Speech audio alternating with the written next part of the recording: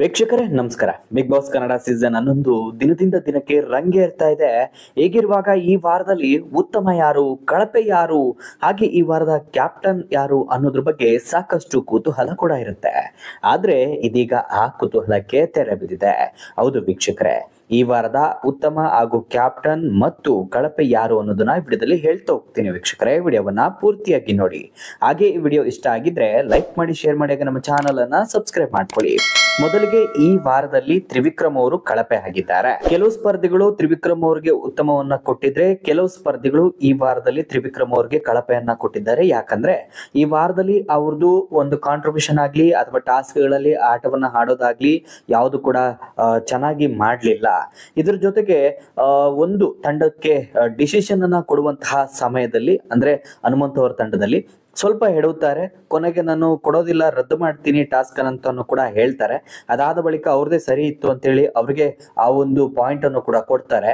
ಆ ಒಂದು ವಿಚಾರಕ್ಕೆ ಎದುರಾಳಿ ತಂಡದವರೇ ನಾವು ಸರಿ ಇದ್ರು ಕೂಡ ನೀವು ಸರಿ ಇಲ್ಲ, ಇಲ್ಲಿ ನಿಮಗೆ ಪಾಯಿಂಟ್ ಕೊಡೋದಿಲ್ಲ, ಫೌಲ್ ಅಂತ ಕೂಡ ಹೇಳ್ತಾರೆ, ಅಥವಾ ಆ ಒಂದು ಡಿಸಿಷನ್ ಅನ್ನ ಡಿಕ್ಲೇರ್ ಮಾಡೋದಿಲ್ಲ. ಸೊ ಈ ಒಂದು ಕಾರಣಕ್ಕೆ ಮನೆಯವರೆಲ್ಲರೂ ಕೂಡ ಸೇರಿ ತ್ರಿವಿಕ್ರಮ್ ಅವರಿಗೆ ಈ ವಾರದಲ್ಲಿ ಕಳಪೆಯನ್ನ ಕೊಡ್ತಿದ್ದಾರೆ. ಇದು ಫಸ್ಟ್ ಶಾಕ್ ಆಗ್ತಾ ಇರುವಂತ ವಿಚಾರ. ಮತ್ತೊಂದು ಕಡೆ ಈ ವಾರದಲ್ಲಿ ಉತ್ತಮ ಯಾರು ಅಂತ ಹೇಳೋದಾಯ್ತು ಅಂದ್ರೆ, ಈ ವಾರದಲ್ಲಿ ಇಡೀ ಮನೆ ಸ್ಪರ್ಧಿಗಳೆಲ್ಲರೂ ಕೂಡ ಸೇರಿ ಗೋಲ್ಡ್ ಸುರೇಶ್ ಅವ್ರಿಗೆ ಉತ್ತಮವನ್ನ ಕೊಟ್ಟಿದ್ದಾರೆ. ಕಾಲು ನೋವಿದ್ರು ಕೂಡ, ಆರೋಗ್ಯ ಸಮಸ್ಯೆ ಇದ್ರು ಕೂಡ ತೂಕದ ಒಂದು ವಸ್ತುವನ್ನ ತೆಗೆದುಕೊಂಡು ಹೋಗಿ ತಕ್ಕಡಿ ಮೇಲೆ ಇಡುವಂತಹ ಟಾಸ್ಕ್ಗಳಲ್ಲಾಗಿರ್ಬೋದು ಅಥವಾ ಚೆಂಡನ್ನ ಹಾಕುವಂತಹ ಟಾಸ್ಕ್ಗಳಲ್ಲಾಗಿರ್ಬೋದು ತುಂಬಾ ಅತ್ಯುತ್ತಮವಾಗಿ ಆ ಒಂದು ಟಾಸ್ಕ್ ಅನ್ನ ಹಾಡಿದ್ರು. ಸೊ ಹಾಗಾಗಿ ಈ ವಾರದಲ್ಲಿ ಅವರಿಗೆ ಉತ್ತಮ ಅನ್ನೋದನ್ನ ಕೊಡ್ತಾ ಇದ್ದಾರೆ. ಇನ್ನು ಈ ವಾರದ ಕ್ಯಾಪ್ಟನ್ ಯಾರಾಗ್ತಾರೆ ಅನ್ನೋದ್ರ ಬಗ್ಗೆ ಸಾಕಷ್ಟು ಕುತೂಹಲ ಕೂಡ ಇತ್ತು. ಈ ಒಂದು ಕ್ಯಾಪ್ಟನ್ ರೇಸ್ಗೆ 5 ಸ್ಪರ್ಧಿಗಳು, ಒಟ್ಟಾರೆಯಾಗಿ ಹನುಮಂತು ಸೇರಿ 6 ಸ್ಪರ್ಧಿಗಳು ರೇಸ್ ನಲ್ಲಿದ್ರು. ಹನುಮಂತು ತಂಡದವರು ಮಾತ್ರ ಈ ಒಂದು ರೇಸ್ ನಲ್ಲಿದ್ರು. ಸೊ ಈ ಒಂದು ರೇಸ್ ನಲ್ಲಿ ಭವ್ಯ ಗೌಡ ಅವರು ಕ್ಯಾಪ್ಟನ್ ಆಗಿದ್ದಾರೆ. ಈಗಾಗಲೇ ಕ್ಯಾಪ್ಟನ್ ಆಗ್ಬೇಕು ಅಂತ ಸಾಕಷ್ಟು ಬಾರಿ ಹಣಾಹಣಿಯನ್ನ ಮಾಡ್ತಿರುವಂತಹ ಉಳಿದಂತ ಸ್ಪರ್ಧಿಗಳ ಪೈಕಿಯಲ್ಲಿ ಗೋಲ್ಡ್ ಸುರೇಶ್ ಅವರು ಕ್ಯಾಪ್ಟನ್ ಆಗಿರೋದಿಲ್ಲ. ಸೊ ಅವರು ಕ್ಯಾಪ್ಟನ್ ಆಗ್ಬೇಕು ಅಂತ ಭಾರಿ ಪ್ರಯತ್ನವನ್ನ ಮಾಡ್ತಾರೆ, ಆದ್ರೆ ಆ ಒಂದು ಟಾಸ್ಕ್ ನಲ್ಲಿ ಸೋಲ್ತಾರೆ.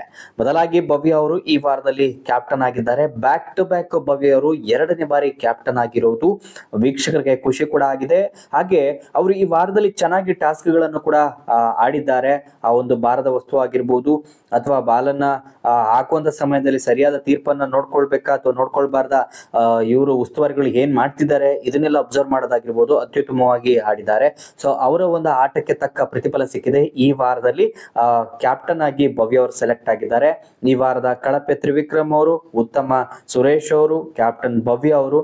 ಇದ್ರ ಬಗ್ಗೆ ನಿಮ್ಮ ಅನಿಸಿಕೆ, ಅಭಿಪ್ರಾಯಗಳನ್ನ ನಮ್ಮ ಕಮೆಂಟ್ ಬಾಕ್ಸ್ ಮೂಲಕ ತಿಳಿಸಿ. ಅಸಲಿಗೆ ಈ ವಾರದಲ್ಲಿ ಯಾರು ಕ್ಯಾಪ್ಟನ್ ಆಗ್ಬೇಕಾಗಿತ್ತು, ಯಾರಿಗೆ ಉತ್ತಮ ಸಿಗ್ಬೇಕಾಗಿತ್ತು, ಯಾರಿಗೆ ಕಳಪೆ ಸಿಗ್ಬೇಕಾಗಿತ್ತು ಅನ್ನೋದು ಕೂಡ ಕಮೆಂಟ್ ಮಾಡಿ. ವಿಡಿಯೋ ಇಷ್ಟ ಆಗಿದ್ರೆ ಲೈಕ್ ಮಾಡಿ, ಶೇರ್ ಮಾಡಿ, ನಮ್ಮ ಚಾನಲ್ ಅನ್ನ ಸಬ್ಸ್ಕ್ರೈಬ್ ಮಾಡ್ಕೊಳ್ಳಿ. ನಮಸ್ಕಾರ.